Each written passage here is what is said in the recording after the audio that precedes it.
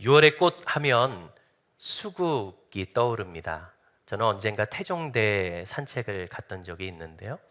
태종대에 가니까 수국이 형형색깔 정말 아름다운 색으로 군락지가 있는 것을 보았습니다. 여느 꽃과 달리 이 수국은 독특한 특징이 하나 있는데, 꽃의 색깔이 꽃의 씨앗에 의해 결정되지 않고 토양의 성분에 의해서 결정된다고 합니다. 땅이 산성일 때는 파란색, 땅이 알칼리에 가까우면 붉은색의 꽃을 피우게 된다고 합니다. 조금 더 알아보니 파란색 수국을 키우기 위해 땅을 산성으로 만드는 법, 이런 것도 나와 있더라고요. 처음에 저는 굉장히 신기했는데 곰곰이 생각해 보니 우리의 삶도 수국과 같다는 생각이 들었습니다. 사실 같은 상황에서 우리 마음을 어느 쪽에 두느냐에 따라서 우리의 말과 행동이 달라지기 때문에 그렇습니다. 우리 마음이 어느 곳에 심겨 있느냐에 따라서 우리의 행동과 우리의 삶은 달라지게 되는 것 같아요. 여러분의 삶은 어떤 색의 꽃을 피우고 계십니까? 오늘 우리가 읽은 본문이 중요한 이유는 수고하고 무거운 짐을 짊어지고 평생을 살아야 할 줄 알았는데 쉴 수 있다고, 수고하고 무거운 짐을 짊어져도 우리에게 쉼이 주어질 수 있다라고 전하는 구절이 바로 오늘 본문이기 때문에 그렇습니다. 누구라고 이 진리를 경험하고 싶지 않겠습니까? 우리 주님께 심겨질 수만 있다면 우리는 쉼을 얻을 수 있습니다. 어떻게 해야 예수님이라는 땅에 우리가 심겨질 수 있을까요? 어떻게 하면 우리가 예수님의 쉼을 누릴 수 있을까요? 우리 그것을 알아볼 텐데, 첫 번째로 예수님께로 나아가야 합니다. 마태복음 11장 28절, 오늘 본문은 수고하고 무거운 짐진 자들아 다 내게로 오라, 내가 너희를 쉬게 하리라 라고 말씀하고 계십니다. 우리가 잘 아는 이 본문은 마태복음 8장에서 시작된 이야기와 연결이 되어 있습니다. 그 이야기들은 우리가 지금까지 큐티해온 내용인데요, 바로 예수님의 치유 사역과 제자들의 전도 사역이에요. 여기서 말하는 수고하고 무거운 짐진 자라고 하는 대상은 이제까지 예수님과 제자들이 치유하고 복음을 전했던 이들, 앞으로 예수님과 제자들의 복음을 전해들을 사람들, 더 넓게는 이 땅에 있는 모든 사람들이에요. 예수님은 두루 다니시며 병자를 치유하실 때 사람들의 반응은 딱 하나였습니다. 놀라움. 그런데 그들의 죄를 사하고 영혼을 치유하는 그 결정적인 순간에서는 반응들이 갈렸어요. 예수님의 초청을 받아들인 사람과 그것들을 거절한 사람이죠. 심지어 서기관과 바리새인은 예수님을 비난하기까지 했어요.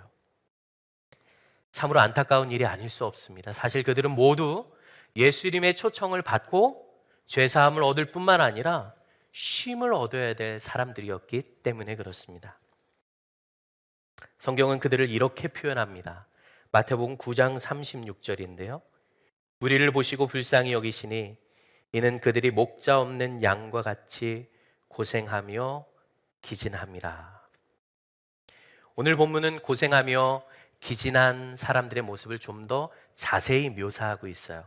수고하고 무거운 짐진 자들이죠. 수고하고 라고 하는 단어는 원어로 호이 코피온테스라고 합니다. 외우기는 조금 쉬울 것 같아요. 코피 나도록 수고했다. 호이 코피온테스. 수고하고 라고 하는 단어는 능동적으로, 능동태로 쓰였어요. 그래서 우리가 스스로 수고하고 무거운 짐을 지고 가득 내 스스로 짐을 지고 있는 상태를 가리켜요. 그런데 반대로 무거운 짐진 자는 수동태로 쓰였어요. 그러니까 누군가가 그 사람에게 무거운 짐을 짊어지운 거예요. 예수님은 얼마나 우리를 이렇게 잘 아실까요? 사실 우리의 삶에 짊어지고 있는 수많은 짐들은 내 스스로 진 짐도 있을 뿐만 아니라 다른 누군가에 의해서 원하지 않는 짐을 짊어지고 살아가고 있기 때문에 그래요. 수고하고 무거운 짐진 자들아, 다 내게로 오라. 다 내게로 오라는 초청은 참 놀라운 초청 같아요.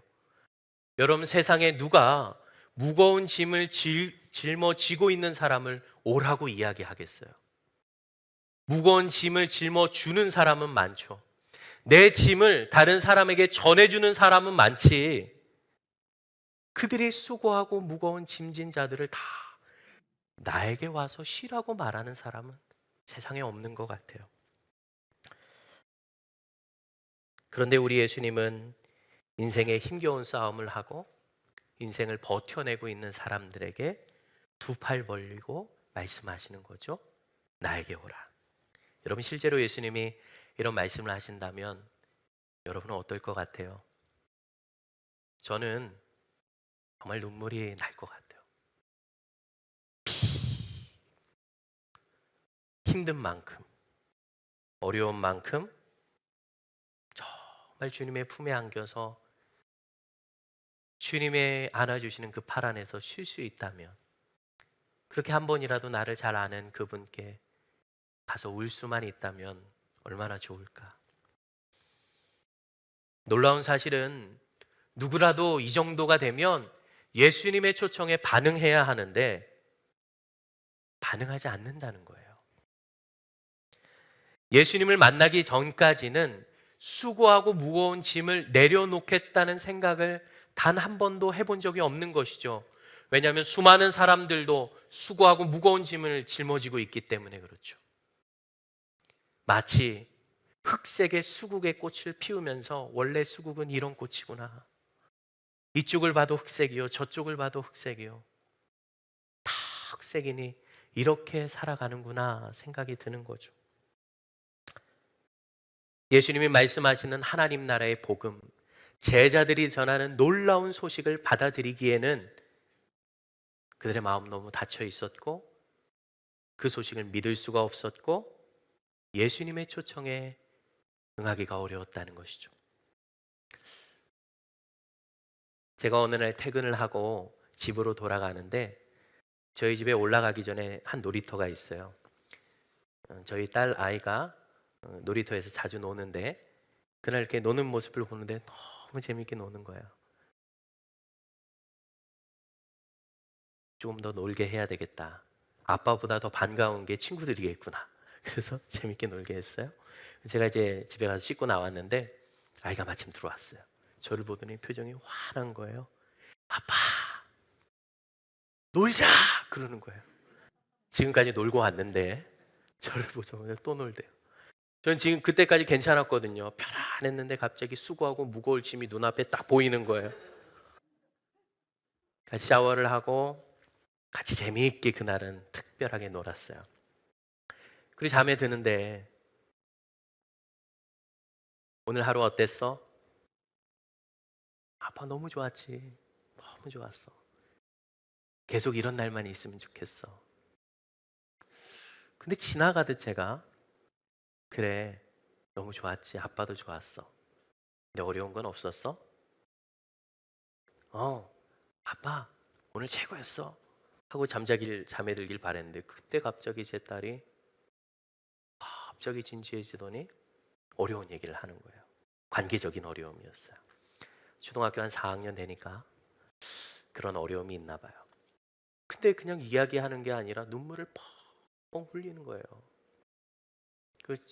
저희 아내하고 저하고 같이 안고 기도하는데 기도할 때조차도 눈물이 흐르는데 제 옷에 적는 거예요. 제 마음에 눈물이 들어가는 것 같았어요.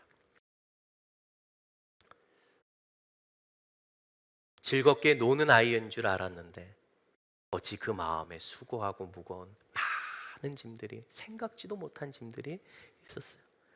제가 안 물어봤으면 그냥 지나갔겠죠. 무거운 짐을 짊어지고 또 살아갔겠죠. 그런데 힘든 일 없었어? 라고 하는 초청에 마음을 이야기하니까, 마음을 여니까 해결책이 보이는 거죠. 물론 힘든 문제였지만 길은 있었어요. 그래서 알려주니까 그 다음날 갈 때 어제보다는 조금 더 밝은 모습으로 학교에 간 걸 볼 수 있습니다. 여러분 꼭 기억하십시오.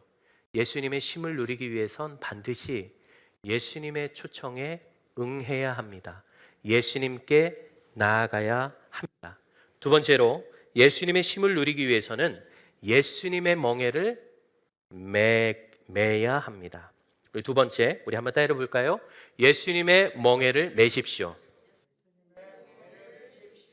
마태복음 11장 29절, 나는 마음이 온유하고 겸손하니 나의 멍에를 메고라고 표현을 하고 있습니다. 예수님 우리를 쉼으로 초대하시면서 우리에게 멍에를 매라고 하시는데 사실 이것은 좀 혼란스러워요. 안 그래도 조금이나마 더 내려야 되는데 멍에를 매는 것은 짊어지는 거잖아요. 그러나 이것은 멍에가 무엇인지를 알면 우리가 쉽게 이해할 수 있습니다. 지금 보기 어렵지만 옛날에 시골에 밭을 가는 소들은 이 멍에를 메고 있었어요. 한번 사진을 볼까요? 예수님이 계셨던 그 유대 이스라엘도 마찬가지였어요. 이 밭을 가는데 멍에를 매는데 이 멍에를 매면 멍에의 무게는 그만큼 있죠. 그러나 이 멍에를 맴으로 인해서 나의 수고가, 나의 짐이, 나의 힘이 드는 것이 반으로 줄어드는 거예요.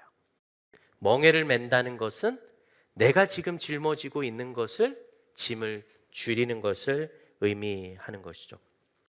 예수님 당시에는 성도들 도와줘야 할 종교 지도자들이 오히려 무거운 짐을 짊어지고 있었습니다. 마태복음 23장 3절에서 4절에 보면 그렇습니다. 그러므로 무엇이든지 그들은 서기관과 바리새인을 가리킵니다. 그들이 말하는 바는 행하고 지키되 그들이 하는 행위는 본받지 말라. 그들은 말만 하고 행하지 아니하며 또 무거운 짐을 묶어 사람의 어깨에 지우되 자기는 이것을 한 손가락도 움직이려 하지 아니하며, 이렇게 이야기해요. 율법을 가지고 사람들의 몸과 마음에 무거운 짐을 짊어지었던 것이 바로 종교 지도자들이었습니다. 목사님, 그래도 예수님이 오라고 하시면서 짐을 다 내려주면 좋을 텐데 왜 멍에를 지라고 하신 걸까요? 예수님이 무거운 짐을 대신에 멍에를 지신 이유가 있어요. 그것은 당장 지금 짐이 없어질지라도 그대로 나아가면 그 앞에 도사리고 있는 삶의 수많은 종교 지도자들이, 바리새인과 서기관들이 짊어지는 율법의 짐을 그들은 또 질 수밖에 없기 때문에 그렇습니다.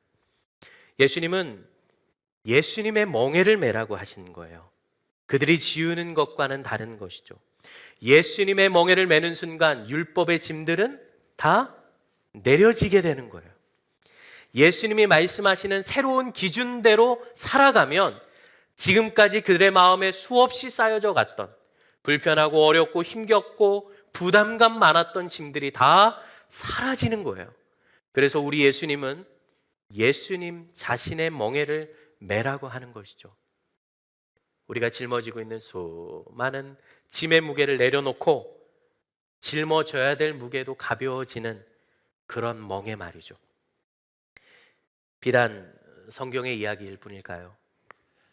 지금 우리 삶에는 바리새인과 서기관은 없지만 우리의 삶에 무거운 짐을 짊어지고 있는 사단이라는 존재가 있어요.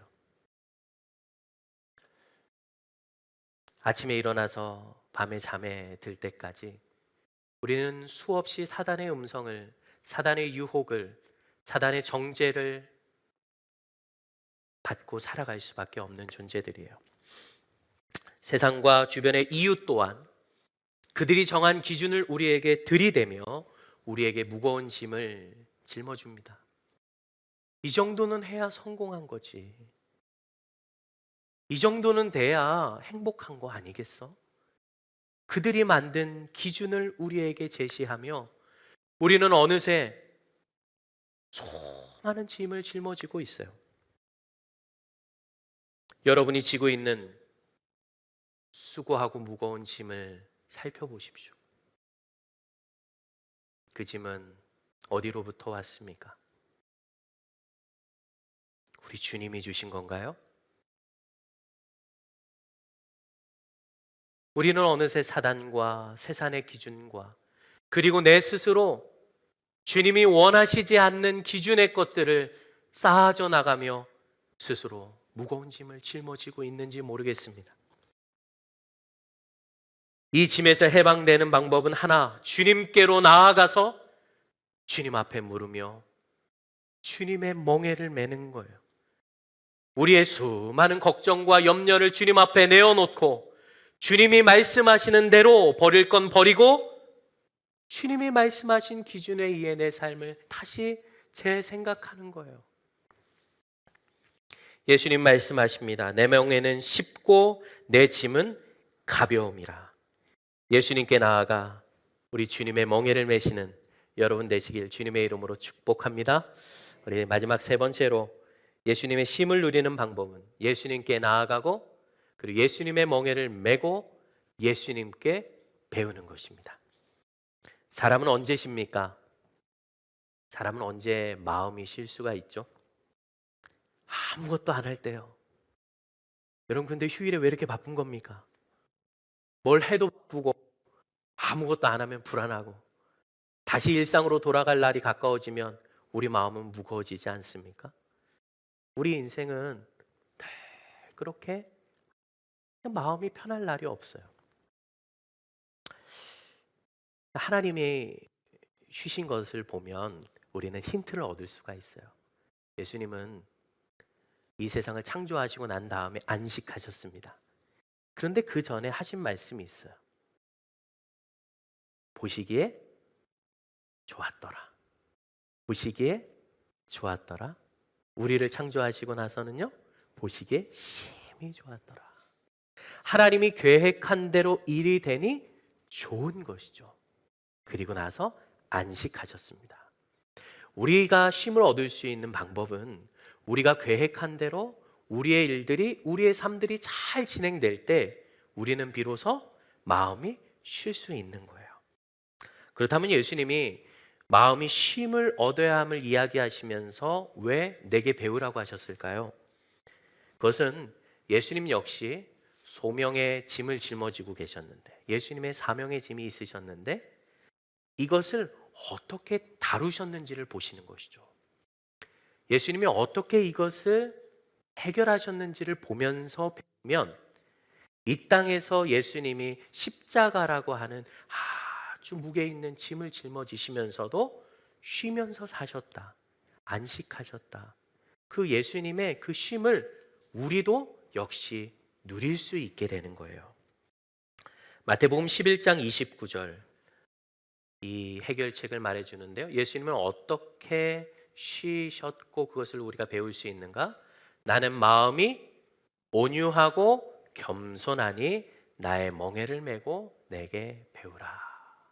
내게 배우는 것에 연결된 단어는 마음이 온유하고 겸손하다라고 하는 단어예요. 여기서 온유하다는 뜻은 주인에게 길들여져 있는 말의 모습을 상상하시면 좋아요. 야생마가 처음 주인을 만나면 어떻게 할까요? 여러분 혹시 드라마나 영화에서 보셨나요? 말이요, 앞발을 들고 확 위협하죠. 주인이 고삐를 당기면 불편해가지고 하면서 그렇게 표현을 해요. 몸도 마음도 불편하고 주인도 야생마도 불편하죠. 근데 어느새 잘 기들여진 다음에는 주인의 고삐가 그의 마음과 합하여 탈려나가게 되고 왼쪽으로 틀 때 말도 동일하게 왼쪽으로 틀게 되는 것이죠.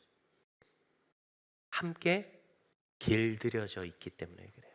이 말이 주인에게 길들여져 있는 모습, 마치 우리도 하나님이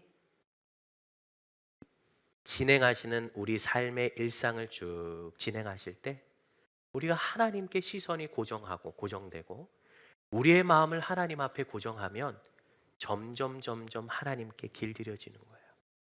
하나님 앞에 순응되는 것이죠. 하나님과 우리의 뜻이 같아질 때 우리의 마음과 말과 행동에서 나오는 모든 것이 온유함이라고 하는 거예요. 하나님의 뜻과 같아질 때 우리는 온유할 수 있는 거예요. 겸손하다라고 하는 것은 태도죠. 언제든지 내 생각과 마음을 바꿀 수 있는 태도.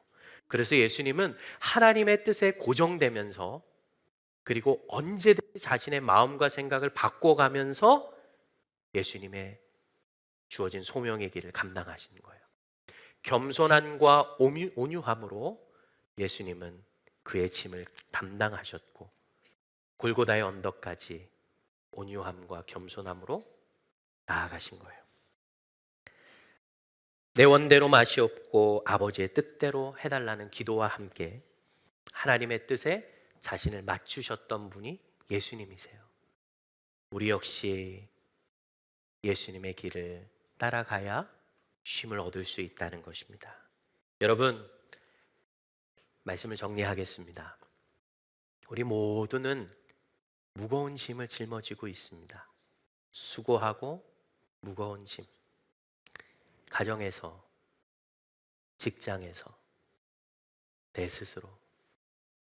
여러분의 맡은 역할이 참 많죠. 누구라고 이 역할에서 해방되고 싶지 않겠습니까? 그러나 우리는 알죠. 그럴 수 없다고. 그래서 어깨에 놓여진 무거운 짐, 마음에 쌓여져 가는 그 무거운 짐을 우리 주님은 어떻게 하셨는지 그 짊어진 사람은 나에게 오라고 말씀하세요. 예수님은 우리를 받아들이시면서 어떻게 하실까요? 짐을 다 내려놓아 주시겠죠. 사단이 주는 짐, 여러분 스스로 진 짐, 세상의 수많은 기준에 의해 쌓여졌던 짐들이 다 내려지고 네가 질 짐은 바로 이거야 하면서 쉽고 가벼운 짐을 얹어주면서 온유하고 겸손하게 나와 함께 가자라고 말씀하실 거예요. 이것이 예수님이 수고하고 무거운 짐진 자들을 대하시는 마음과 생각과 주님의 뜻입니다. 그렇게 예수님은 십자가의 사역을 이루셨고 그리고 지금 우리를 위해 중보하고 계세요. 예수님처럼 온유함과 겸손함으로 여러분 예수님이 짊어지시는 예수님이 주시는 멍에와 짐으로 다시 삶으로 나아갈 수 있게 되기를 주님의 이름으로 축복합니다.